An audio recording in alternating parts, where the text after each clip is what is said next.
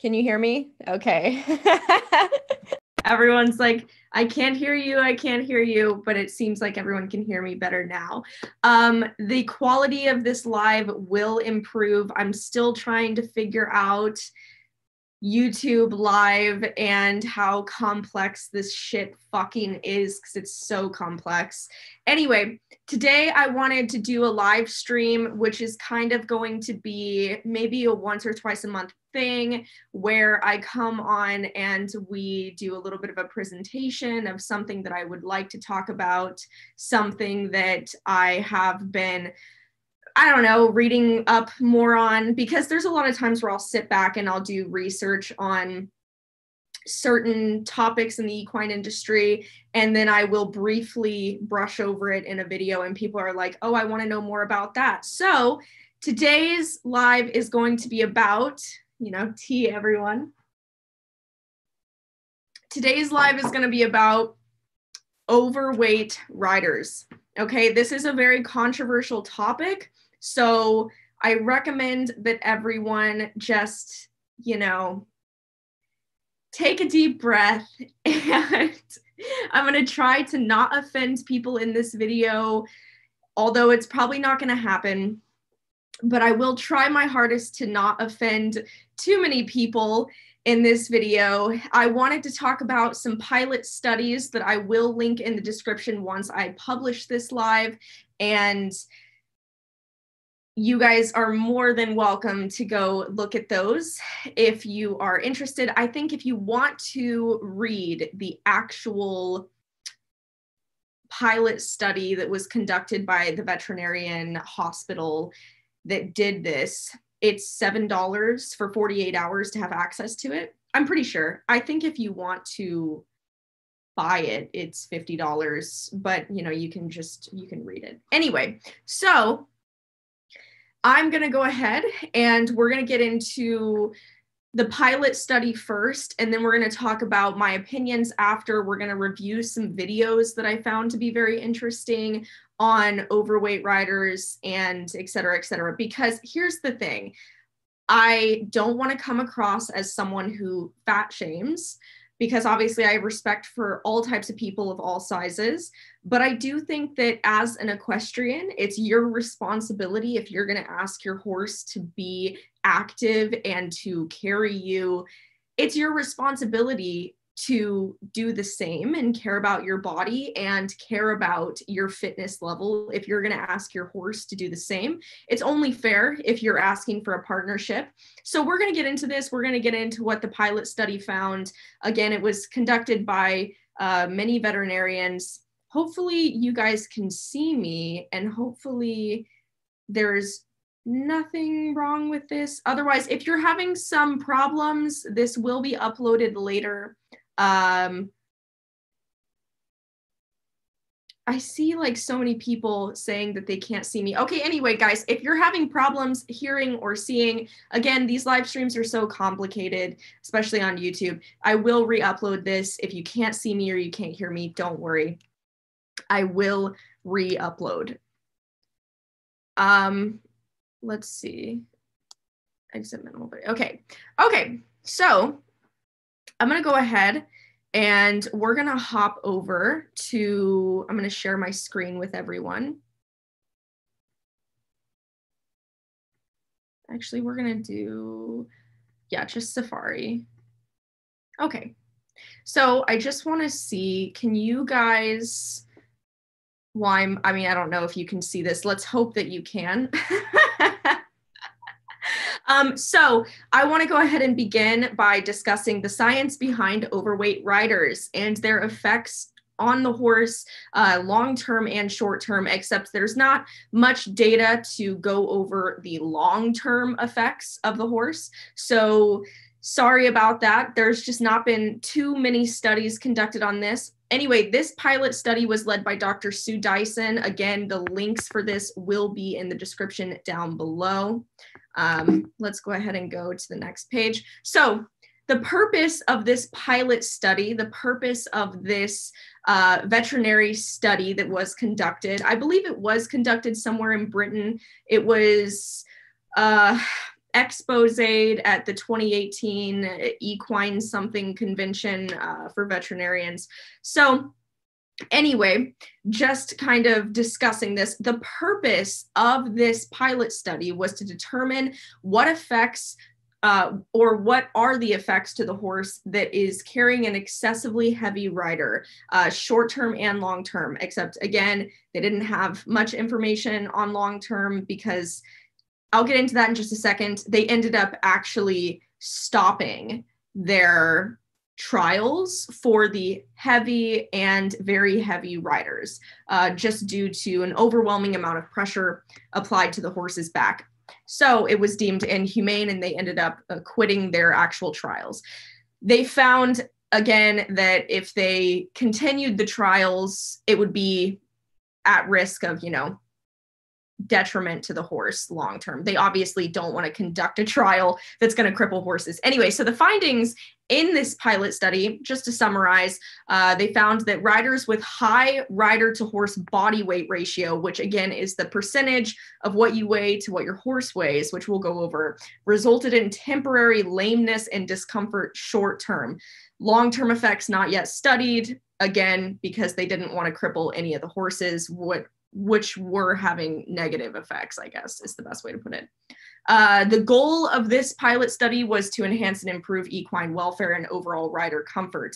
You know, nobody wants to be riding a horse when their horse is visibly uncomfortable or in pain. Nobody wants to be crippling their animal.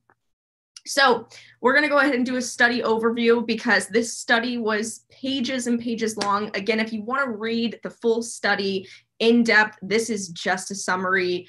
Feel free, it's in the description down below. I actually linked an article to it and I linked the actual study that you can purchase. Again, this is just one pilot study. This is in no way all the studies or all the data. I just wanted to go over this one for today's live.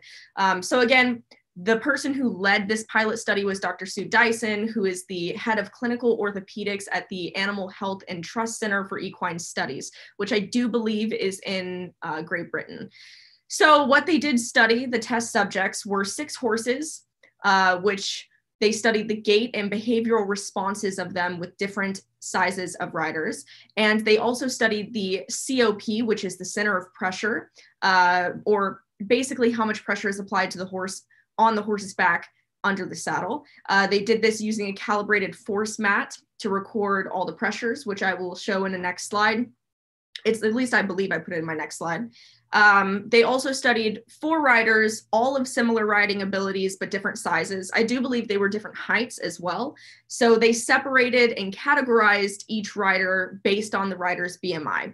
So based on, you know, everything about the rider and their height to weight ratio, determining if they are light, moderate, heavy, or very heavy, AKA like clinically obese, I think is the proper terminology for that. Anyway, so moving on to the next slide, I wanted to show you guys a picture of this because this is how they basically captured all the data from this, is with this COP calibrated force mat, which they placed underneath the saddle, which showcased how much pressure was being applied to the horse's back, on top of the fact that they did study the horse's behavioral effects throughout this trial, which is also very important because it shows that the behavior is associated with the amount of pressure. So again, going back to riders need to pay attention to their horse's body language. This is very important because this pressure that was applied was equally associated with the horse's level of discomfort visibly. When you can see the horse actually change physically, you can actually see it with the amount of pressure that's being applied to the horse's back. So they are correlated. They do go with each other. If you have a horse that's visibly in pain, or if your horse is giving you body language signs or cues that they are uncomfortable, in pain, oftentimes this is associated with some sort of physical pressure or pain caused to the horse, which is another thing this data goes over. So we're going to get into the rider and horse sizes because this is very important. We have rider A, B, which A is right here, B, C, and D. So Rider A was categorized as L, which is light. This rider weighed 10 to 11.7% of the horse's body weight. The reason why it's 10 to 11.7 is because each rider rode 4 different horses, 6 different horses. So throughout the 6 different horses, this rider weighed between 10 and 11.7 of the horses, of each horse's body weight. And that goes for each of the riders and horses. So anyway, and that's including tack. So the first rider categorized as light was 135 pounds with tack. The moderate rider was 12.8 to 15% of the horse's body weight with tack, depending on the horse. And that was around 171 pounds.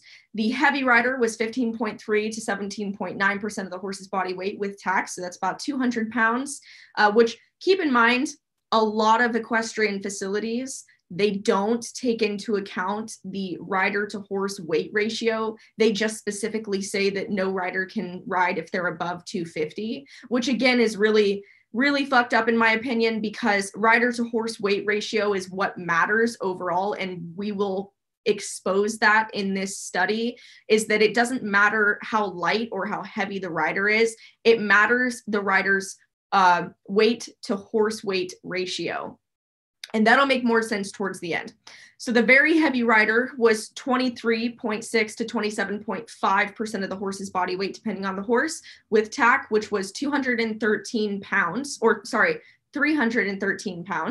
And the horses, each of the 6 horses weighed between 1,100 and 1,300 pounds, or 500 to 600 kilograms. So hopefully that makes sense, just to go into the overall logistics of this study. So first things first, I want to talk about body language before we get into the calculated pressure that was applied to the horse's back. One of the best things that they were able to study in this pilot study was the horse's body language. And I took this screenshot because there were many pictures that they put out there, but this one was one of the best ones because the differences were not so extreme. I believe this was one of the horses that was able to carry all 4 riders throughout all gates. I remember they said something like, I think 4 out of the 6 horses were not allowed or were not able to carry the the heavy rider. And then only one of the horses out of the 6 actually cantered with the rider that was categorized as very heavy. So I believe this was one of the horses that actually carried all the riders at all the gates. So this horse was really a great example to show. We have rider A here, and then we have rider B, rider C, and rider D. And this is the heavy and very heavy riders. So you can see, this is kind of a bad example, but you can see that this horse is carrying itself a lot more comfortably and a lot nicer in these 2 beginning riders at a posting trot. This is at a posting trot, keep in mind. Then look at the difference, guys. Look at the difference in how high this horse is holding its head, not even trying to be collected, and the tail is up higher. This horse is very, very hollowed out, with even just the heavy rider, which is still sort of within the 20% rule. And then you can see with the very, very heavy rider, just all this pressure being applied to the horse's back. I mean, this horse is so hollow. This horse is really struggling in both these pictures. Ears are pinned. Keep in mind, these riders are both all of same riding ability. And you can just see the difference. I mean, look at the difference just between let's take the light rider out of the equation. Look at the difference between the very heavy rider and the moderately heavy rider, which is like 150. You can see the difference in the horse's posture. It's unreal. So moving on to the next slide. Now we're going to get into the calculated pressures that they found under the saddle, which this is actual statistical data. So it really bothers me when so many people come on here and they're like, my horse carries me just fine. He's not in any pain, blah, blah, blah, blah, blah. Yeah, okay, well, data doesn't lie. Even if your horse is hiding all signs of physical pain, actual statistical data of pressure applied to the horse's musculoskeletal system does not lie, okay? So what we have here is pressure versus mean and maximum total area, which is the area in which the rider covers on the horse's back and the pressure applied to the horse's back. So up here we have the light rider is the white, the moderate rider is the gray, the dark gray is the heavy rider, and the blackish gray is the very heavy rider. You can see the amount of pressure that's applied at the walk, trot, canter, and walk, trot, canter of maximum total area as well. I mean, it's literally insanely higher. I mean, you can see these levels and how just drastically different they are depending on the size of the rider and the amount of pressure being applied. I mean, Jesus, guys,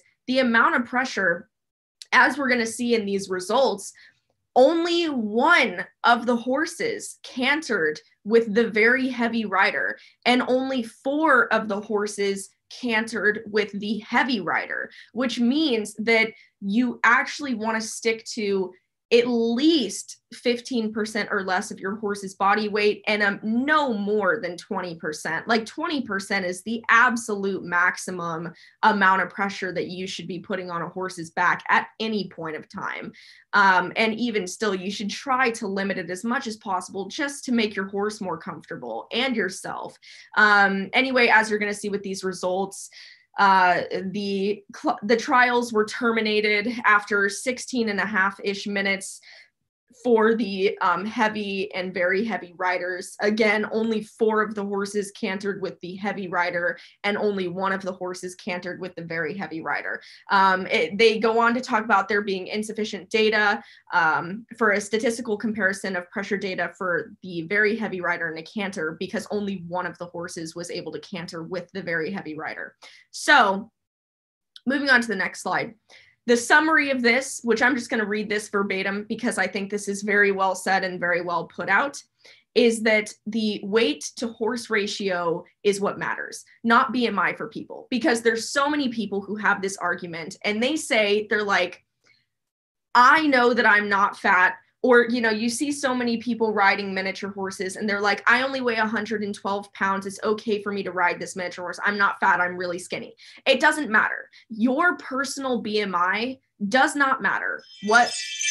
Sorry, that's my alarm. What matters is the weight to horse ratio. Okay. So your own personal BMI, it does not matter if you're 120 pounds like myself.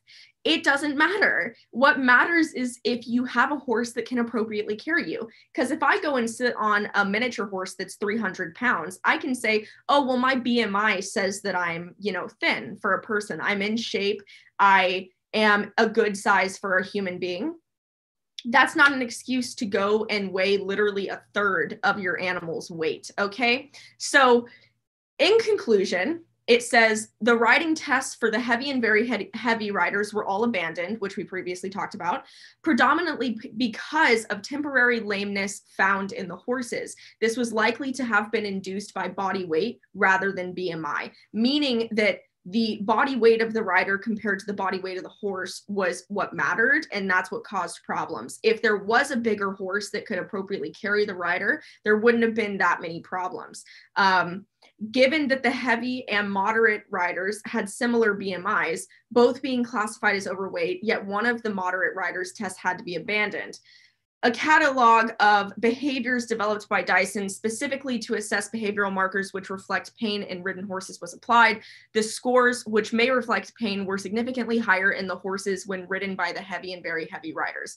So in conclusion, you can ride horses if you're overweight, as long as you find a horse that can appropriately carry you and you have a good rider weight to horse weight ratio. Okay, so this is a good example. Right here, you have someone who would be considered light BMI for people and heavy BMI. Both these people, this person's very skinny and this one is pretty heavy. But as you can see, the rider to horse weight ratio is completely off in this photo. This is not okay. This is not okay at all. This is not appropriate. And this is just as damaging, okay? It's just as damaging as this photo, where you can see this rider to horse weight ratio is also completely out of whack. there's the same exact negative outcome.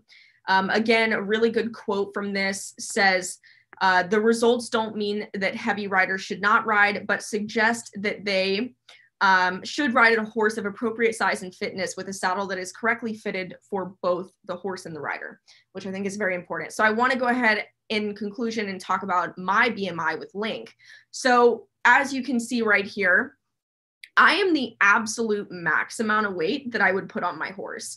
Not only because I fit him probably the max amount, anybody larger than me, as you can see in this photo, would look very weird on Link. I mean, a lot of people think Link is a very big horse. He's not. I'm 120 pounds. Link is 1,080 pounds.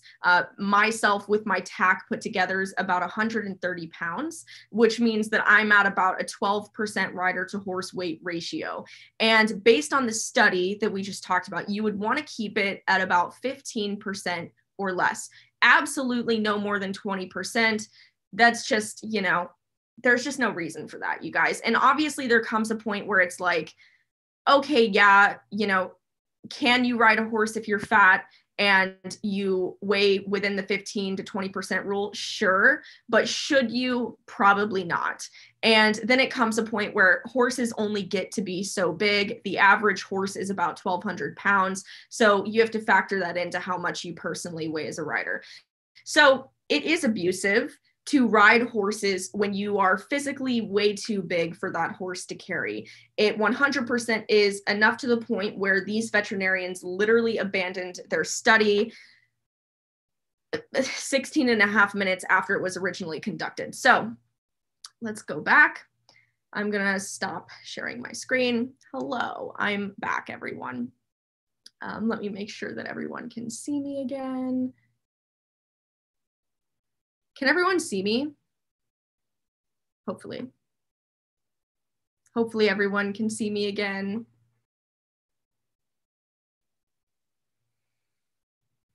Just recalibrating.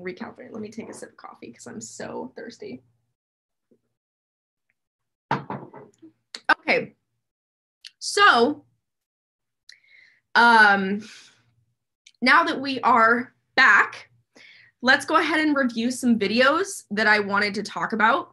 I think these videos are really, really important because it really, you can see the signs to look out for when your horse is showing you that it's uncomfortable and that it's having a hard time or that it's in pain. So these are really good examples of signs for you to look out for. Obviously, this video is hilarious. I actually think that I have talked about this video before in a different video, but we're going to go ahead and share my screen again.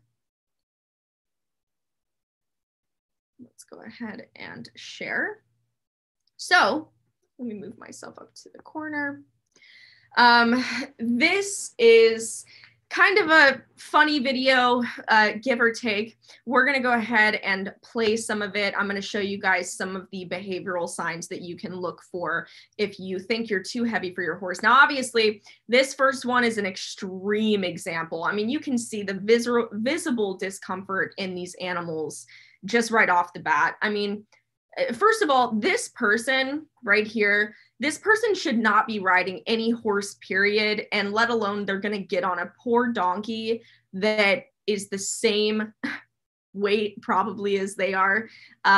You know, I hear a lot of people say that specific breeds of horses can carry more weight than others, especially Shetlands, which is a really fucked up thing to say, honestly, because all horses are built the exact same. They have the exact same bone structure, the exact same anatomy. There's no sort of special gene. There's no special genetics that make a Shetland pony carry more weight than a normal horse. Like, that doesn't make any sense. And that's the most logically flawed argument I've ever heard in my life.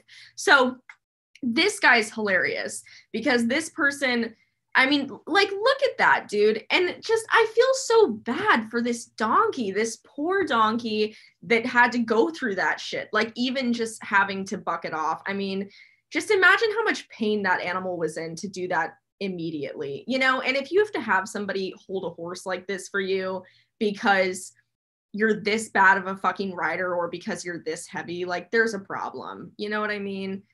And this person, again, off balance, like look at that horse's whole structure. Head is completely up in the air, tail's out. This horse is visibly uncomfortable, just so much weight and pressure being applied. It's amazing to me that people think horses are invincible animals that just can carry an infinite amount of weight. This person's riding like a sack of fucking potatoes, bitch. Okay. This person, you know, we've talked about on this channel how you can weigh an appropriate amount and then ride like a sack of potatoes and you'll weigh double what your weight is. Okay. So equitation and your riding ability is important. You do want to make sure that you're riding to the best of your capability because it's important. It's important to try and eliminate as much pressure on your horse's back as possible. Okay. And this person's riding like a sack of shit. And then that's what happens. They get dumped. Oh, well, so sad. Boo-hoo. Like you suck at riding. Let's talk about it. This guy, you know, this video is infamous for just being terrible. This guy can't even get on. You know, horses are not here to carry you around. And it's just, God, like, look at this shit, dude. These animals, I just feel so bad for them. This is just so pathetic to me that people think shit like this is funny. You know, look at this lady. Like, look at this lady. This is not a fat shaming issue. This is animal abuse and animal welfare. Okay. If you are this large of a human being, chances are you probably don't have the ability to improve your riding at this point because you probably need to lose a little bit of weight and get into a little bit better shape, which I want to talk about in my next video on. I personally believe that if you're going to ride horses, you should also care about your own physical fitness. Because someone, let's be honest, of this riding size would probably not be able to take a lot of her weight off the horse. Okay. Not saying it's impossible, but just saying it's highly likely. Okay. Because if you have to have somebody literally hold a horse for you because you're having trouble even getting on them, then you probably should not be riding. And horses are not here for your entertainment. This lady probably weighs half of what this horse weighs. This is a pony, and she's literally getting ready to get on this poor horse. This is animal abuse, okay? This is not funny. This is literal animal abuse. This bitch weighs probably damn near 2/3 of what this horse weighs. And this is happening. You know, look at the horse's body language. As soon as she starts to get on, swishing the tail, look at how high that head is. The ears are like, what the fuck is happening? Look at that tail swish again. This horse is already visibly uncomfortable. And then she falls because she doesn't have the riding capability to even get up on the horse. Maybe you should not be riding. Thanks. Another one, here we have another person getting on a very small horse that's already carrying a tremendous amount of weight with all this crap that they put on him. Look at the face, look at the ears of this horse, look at the horse's visible reaction to having weight even a little bit applied to it. Okay, so guys, that's just a really prime example. These are really, really good examples of animal behavior and how just awful this is to do to your animals. I mean, look at how just visibly uncomfortable like, dude, if you can't even, homie, if you cannot even get up on a fucking horse, okay, you do not need to be riding. That's all I'm gonna say. Before I get too heated, that's all I'm gonna say. So now that we're back, I'm gonna go ahead and open up the chat. Let's see. Okay, so I'm back, everyone. If anyone has any questions, that's all I wanted to talk about for this live. Again, wait for me to publish this live on my channel. I'm going to put the links. If anyone is interested in reading those pilot studies that I went over in the beginning of the video, I will publish the links to those in the description of this published video. So if you're interested in that, just wait for that then. Anyway, if anyone has any questions, that's all I had for today's live. I'm more than happy to answer anyone's questions and just have a good conversation. Let's see.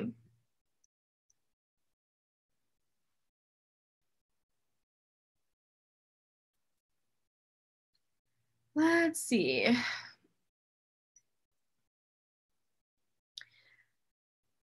Is it bad to be tall, but not weigh too much to be riding a horse? Okay, so this is also something they went over in the pilot study. Height to horse weight ratio is or horse height ratio is also important. You can read a little bit more about it. Oh shit, sorry. You can read a little bit more about it in the pilot study. They go a little bit more in depth. You obviously don't want to be riding a horse where your feet are dragging on the ground. You know, I mean, that's not going to be comfortable. You're not going to be able to ride a horse that great. Okay, let's see. Okay, another person said, I'm extremely tall, 5'11". I have a 15-hen horse, but I'm not sure if it's okay because how far my legs go down them. I'm also slightly underweight. Is that okay? Again, this is more like anybody who's concerned about their height should definitely read the pilot study that I went over because they do go in depth on that. It's not that tall riders can't ride short horses, although you don't want to be riding a horse where your feet are touching the ground, and you do want to be within a good percentage of that horse's body weight. I know that there's really tall, skinny people that ride smaller horses, but there comes a point where the horse is too small because your legs are dragging on the ground, or also that you will be off balance. It'll be harder for you to ride just because you're so much bigger than the horse. So again, this is all very well explained. If you think that you're too tall to be riding your horse, then chances are you probably are if you're having to question it. So let's see.